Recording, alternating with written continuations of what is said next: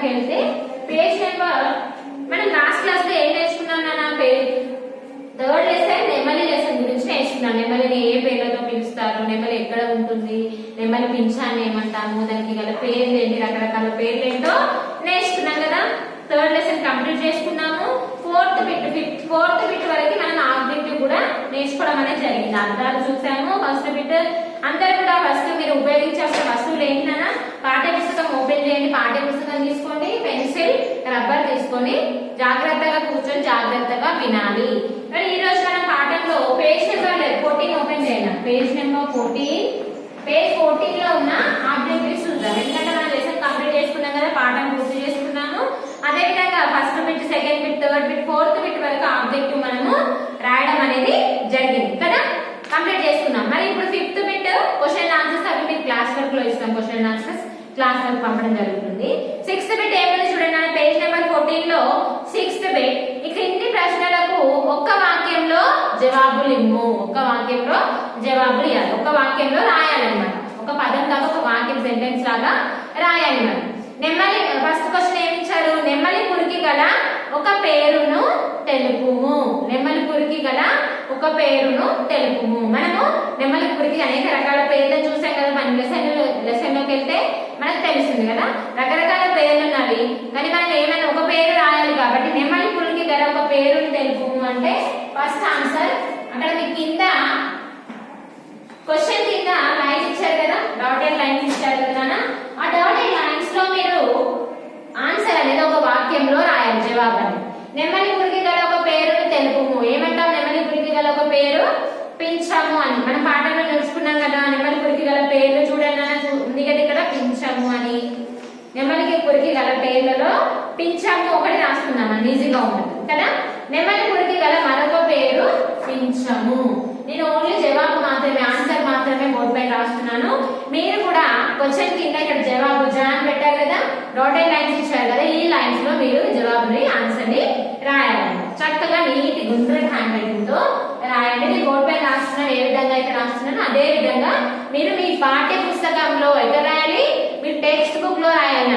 అర్థమవుతుందా? Class work లో కాదు, హోంవర్క్ బుక్ లో కాదు, టెక్స్ట్ బుక్ లో రాయాలి. ఆబ్జెక్టివ్ అంతా మనం టెక్స్ట్ బుక్ లోనే రాస్తున్నాం కదా పాఠ్య పుస్తకంలో, అందులోనే మీరు ఆబ్జెక్టివ్ రాయాలి. సిక్స్త్ బిట్ లో first question answer, first answer రాస్తున్నా చూడండి. నెమలి పురికి గల మరొక పేరును తెలుపు. ఒక పేరును తెలుపు. నెమలి పురికి గల మరొక పేరు. నెమలి పురికి గల మరొక పేరు,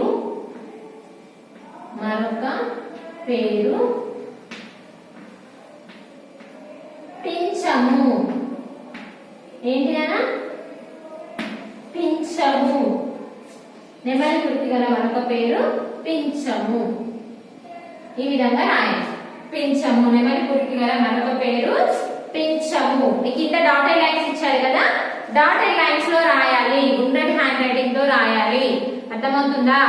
అందరు రాస్తున్నారు కదా, వెరీ గుడ్. తప్పులు లేకుండా రాయాలనా. నెమలి పురికి గల మరొక పేరును తెలుపుము. క్వశ్చన్ లోనే మనకి ఆన్సర్ అంతా ఉంది, ప్రశ్నలోనే జవాబు సగం వరకు ఉంది కదా. నెమలి పురికి గల మరొక పేరు పింఛము. ఓకేనా? రాశారు కదా, వెరీ గుడ్. సెకండ్ వన్, మన జాతీయ పక్షి ఏది? మన జాతీయ పక్షి ఏది నాన్న? National bird. మనం నేర్చుకున్నాం కదా నెమలి పాఠంలో, మన జాతీయ పక్షి నెమలి, పీకాక్. మన జాతీయ పక్షి, మన జాతీయ పక్షి, మన జాతీయ పక్షి ఏంటి నాన్న? నెమలి. మన జాతీయ పక్షి నెమలి. ఓకేనా? పీకాక్, మన నేషనల్ బర్డ్ ఏంటి? పీకాక్. సెకండ్ వన్ కంప్లీట్ అయిందా? అందరు రాస్తున్నారు కదా, వెరీ గుడ్. థర్డ్ వన్ ఏంటన్నా? నెమలి తలపై కుర్చీ ఎలా ఉంటుంది?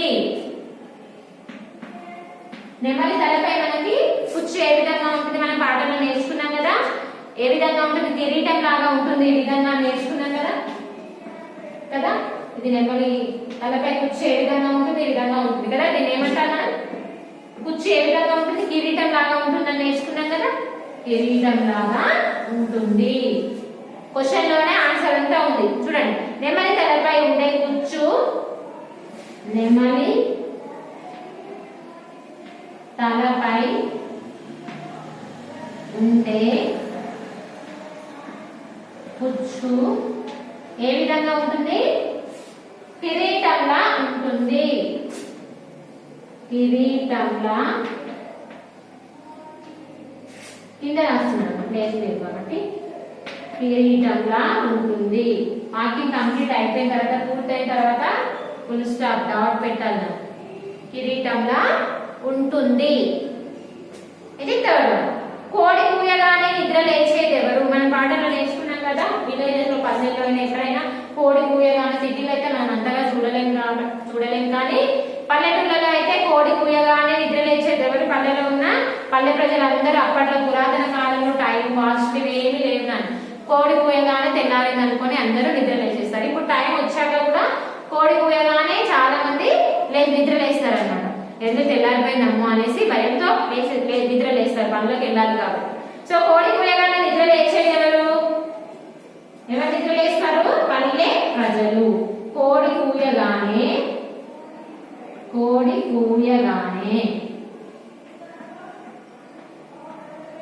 ఎవరు నిద్ర లేస్తారు? పల్లె ప్రజలు నిద్ర లేస్తారు. పల్లె ప్రజలు నిద్ర లేస్తారు. కోడి కూయగానే పల్లె ప్రజలు నిద్ర లేస్తారు. ఇది ఫోర్త్ ఆన్సర్. ఫోర్త్ ప్రశ్నకి జవాబు రాశారనా? చూసుకోండి. ఫస్ట్ వన్, నెమలి పురికి గల మరొక పేరు పింఛము. ఓకేనా? సెకండ్ వన్, మన జాతీయ పక్షి నెమలి. National bird peacock. తర్వాత నెమలి తలపై ఉండే కుచ్చు ఏ విధంగా ఉంటుంది అని అడిగారు క్వశ్చన్ కదా. ఎలా ఉంటుంది నెమలి తలపై ఉండే కుచ్చు? కిరీటంలా ఉంటుంది. మనం ఆల్రెడీ లెసన్ లో నేర్చుకున్నాం. కోడి కూయగానే నిద్ర లేచేది ఎవరు? కోడి కూయగానే ఎవరు నిద్ర లేస్తారు? పల్లె ప్రజలు నిద్ర లేస్తారు. చివరికి ఫోర్త్ ఆన్సర్ కంప్లీట్ అయిపోయిందా? Very good. రాశారు కదా అందరూ? టచ్ చేయొచ్చా? ఓకే. నెక్స్ట్ ఏమిటో సెవెంత్ బిట్.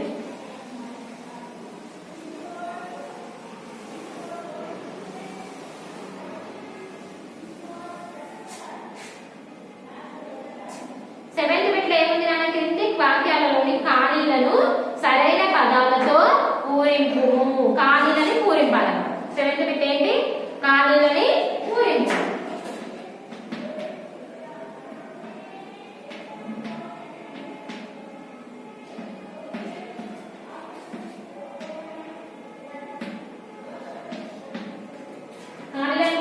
ఫస్ట్ వన్ ఏంటి? నెమలి డాష్ ను తింటుంది. నెమలి యొక్క ఆహారం ఏంటి? దేన్ని పూజిస్తుందని నేర్చుకున్నాం మనం? పాముని. నెమలి డాష్ ను తింటుంది. ఫస్ట్ బిట్ ఆన్సర్ ఏంటి? పాము. ఫస్ట్ డాష్ లో ఏం రాయాలి మీరు? పామును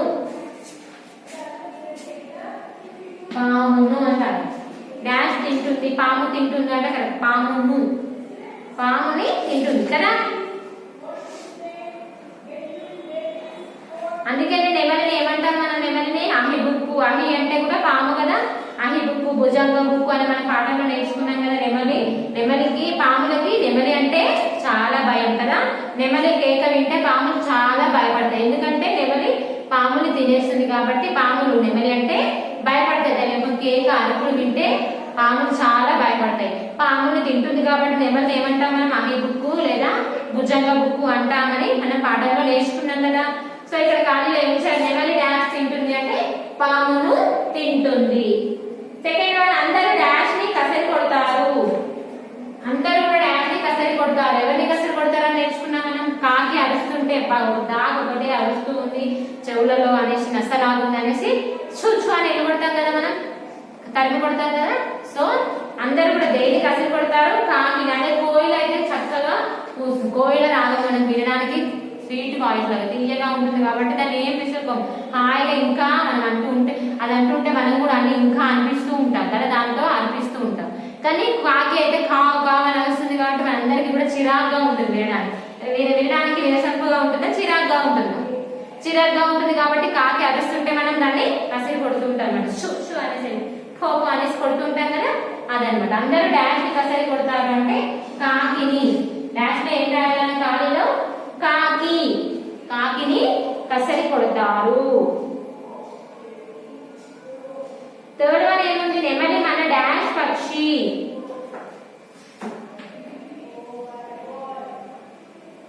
క్వశ్చన్ రాస్తున్నాను నెమలి మన డాష్ పక్షి నెమలి మనకి ఏంటమ్మా ఏ పక్షి మన జాతీయ పక్షి నేషనల్ బర్డ్.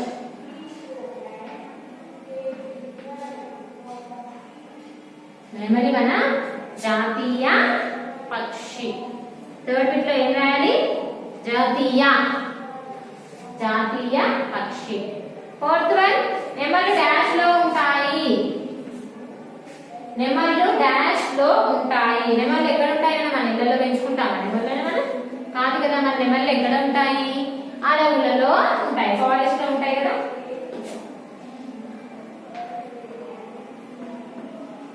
అడవులలో అక్కడ ఇచ్చారు కాబట్టి అడవులలో ఉంటాయి. నెమళ్ళు డాష్ లో ఉంటాయి అంటే అడవులలో ఉంటాయి. ఫస్ట్ వన్ చూడండి ఒకసారి చెక్ చేసుకున్నాను నెమలి డాష్ ను తింటుంది అంటే పామును తింటుంది. అందరు డాష్ ని కసరి కొడతారు కాకిని కసరి కొడతారు. నెమలి మన డాష్ పక్షి అంటే నెమలి మన జాతీయ పక్షి.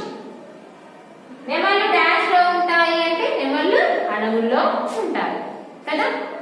ఇక్కడ వరకు 7th బిట్ అయిపోయింది. 8th బిట్ ఏమి ఇచ్చారు చూడండి ఇది చదవండి అని ఇచ్చారు కదా. కాకి కాక కేకీకా చూడండి అన్న ఇది కొంచెం కన్ఫ్యూజింగ్ గా ఉంది కదా మనం చదవడానికి. చూడండి కాకి కాక కేకీక చదవాలి నాతో పాటు మీరందరూ కూడా చదవాలి. కాకి కాక కేకీక. నెమలి కంటి నీరు వేటగానికి ముద్ద. నెమలిని వేటాడటం నేరం అని మనం చదువుకున్నాం చట్టరీత్యా నేరము నెమలిని చంపిన వాళ్ళకి శిక్ష ఉంటుందని గవర్నమెంట్ వాళ్ళు తెలిపారు ప్రభుత్వం వాళ్ళు. ఎందుకంటే నెమలి అనేది మన జాతీయ పక్షి కాబట్టి నెమలిని వేటాడి చంపడం అనేది నేరము. చంపిన వాళ్ళకి శిక్ష ఉంటుందనేసి మనం పాఠంలో నేర్చుకున్నాం. కాబట్టి నెమలిని వేటాడడం అనేది నేరం. ఎవరైనా చంపాలనుకోవాలి వాళ్ళకి కంపల్సరీగా పనిష్మెంట్ శిక్ష అనేది ఉంటుందన్నమాట. ఇక్కడ ఏమి ఇచ్చారు సెకండ్ వన్ నెమలి కంటి నీరు వేటగానికి ముద్ద అంటే నెమలి కంటి నీరు వేటగానికి ముద్ద అంటే వేటగానికి ముద్ద అంటే మంచిది కాదనమాట. వేటగానికి మంచిది కాదు కదా అనేసి మీనింగ్ అన్నమాట. బర్ఫీ కాదు బర్ఫీ. నెమలికి గల మరొక పేరు బర్ఫీ అని మనం నేర్చుకున్నాం కదా. ఇక్కడ ఏమి ఇచ్చారు బర్ఫీ కాదు బర్ఫీ.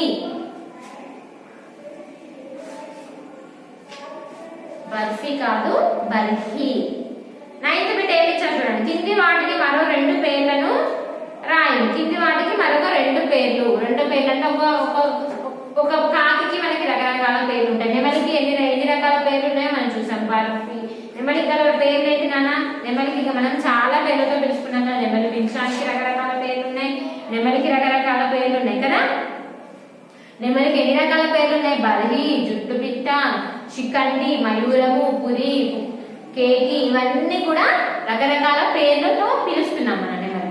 అదేవిధంగా కాకి అన్ని కొన్ని మనుషులకు కూడా మనకు కూడా ఒక్కొక్కరికి 2-3 పేర్లు ఉంటాయి. మనకి నిక్ నేమ్స్ కూడా ఉంటాయి. ఇంట్లో ముందు పేర్లు వేరు ఉంటాయి మనకి పాఠశాలలో ఉన్న పేర్లు వేరే ఉంటాయి కదా. అట్లా 2 పేర్లు ఉన్న వాటి నానా అర్థాలు అనేసి కూడా అంటారు. మరో 2 పేర్లు ఇక్కడ మనకి ఏమి ఇచ్చారు 9th బిట్లో ఈ కింది వాటికి మరో 2 పేర్లను రాయండి అని ఇచ్చారు.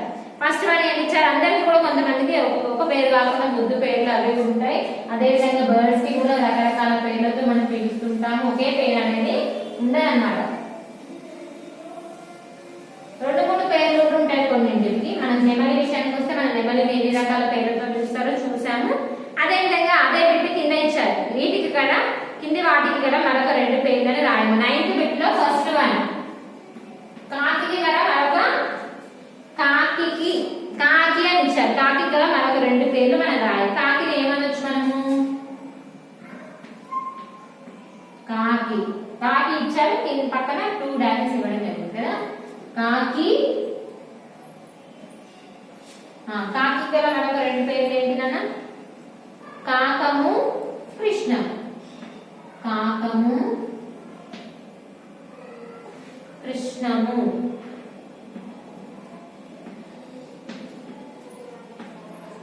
టెక్స్ట్ బుక్ లోనే రాయాలి. ఇటు ఈ పదం పక్కన కాకి పక్కన టూ బ్లాంక్స్ ఇచ్చారు కదా, 2 ఖాళీలు, దాంట్లో మీరు రాయాలి. సెకండ్ వన్ కోడి.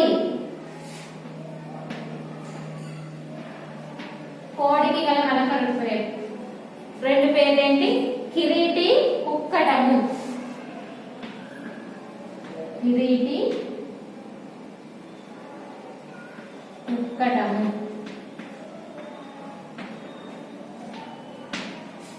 కిరీటి, కుక్కటము. చిలుక. చిలుక అంటే తెలుసు అందరికి, ప్యారెట్. చిలుక గల మరొక రెండు పేర్లు